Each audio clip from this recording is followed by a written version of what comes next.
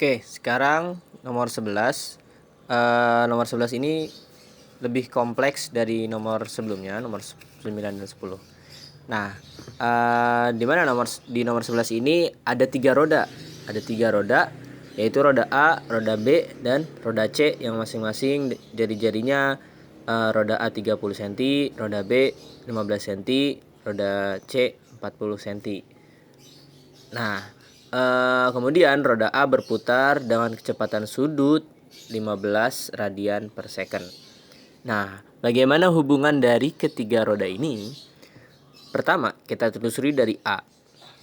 A berputar menggerakkan tali. Berputar menggerakkan tali.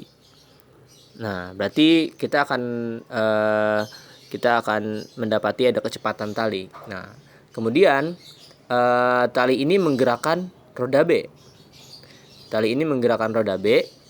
Nah, karena roda B dan roda C ini satu pusat, ibaratnya dia dua gear yang disatukan gitu, ditempel, cuma jari-jarinya berbeda, maka roda B dan roda C akan bergerak bersamaan gitu. Bergerak bersamaan. Apa yang sama dari roda B dan roda C? Yang sama adalah kecepatan sudutnya. Kecepatan sudutnya akan selalu sama gitu. Jadi kalau misalkan roda B ini muter setengah putaran, misalkan ini titik ini muter sampai di sini, roda B-nya muter dari sini ke sini gitu, setengah putaran, maka roda C-nya juga pasti setengah putaran. Berarti kecepatan sudut roda B dan kecepatan sudut roda C itu sama, ya kan? Oke. Nah, kemudian yang ditanya adalah kecepatan linear dari roda C.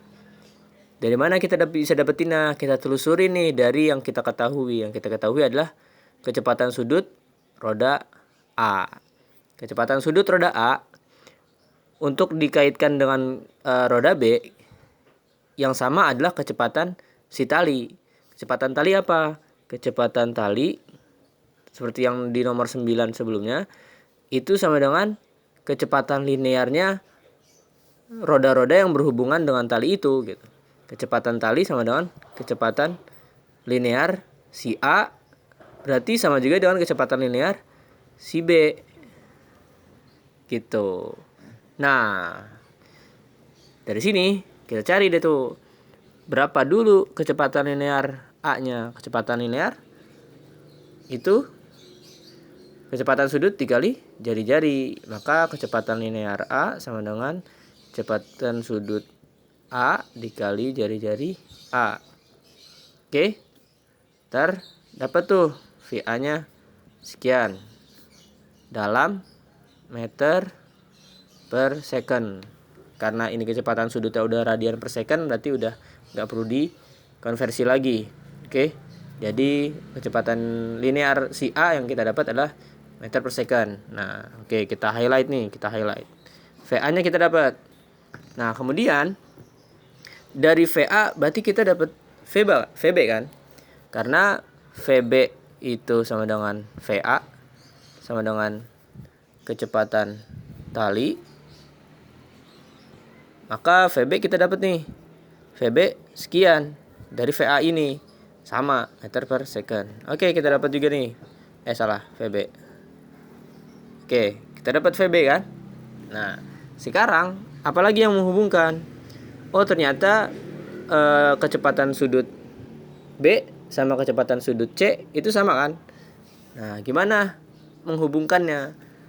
Kecepatan sudut B sama dengan kecepatan sudut C. Kalau balik lagi ke sini, kecepatan linear sama dengan kecepatan sudut dikali R. Berarti kalau misalkan kita pisahin, kecepatan sudutnya omega sama dengan V per R. Ya kan?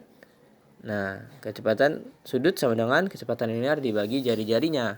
Nah, kita masukin berarti. Kalau kecepatan sudut B berarti kecepatan linear B per RB. Terus kecepatan linear C per RC. Ya kan? Nah, ini yang kita cari adalah si ini nih, VC. Itu kebetulan langsung ada. Berarti kalau misalkan kita pisahin, kecepatan linear C sama dengan gimana? Kecepatan linear B dikali RC-nya jadi ke atas kan? RC per RB. Oke, ini udah diketahui semua belum? VB, oh kita udah punya dari sini. VB dari mana? Oh sama dengan VA. Gitu. Nah terus RC diketahui dan RB juga diketahui. Nah berarti tinggal dimasukin nanti VB-nya sekian dalam meter per second. RC-nya berapa? Sekian dalam cm. RB-nya juga dalam cm. Gak apa-apa, ini gak perlu dikonversi karena akhirnya akan dicoret gitu. Nah berarti hasilnya adalah kecepatan linear C sama dengan sekian nih, angka-angkanya dikaliin per meter per second gitu. Sip.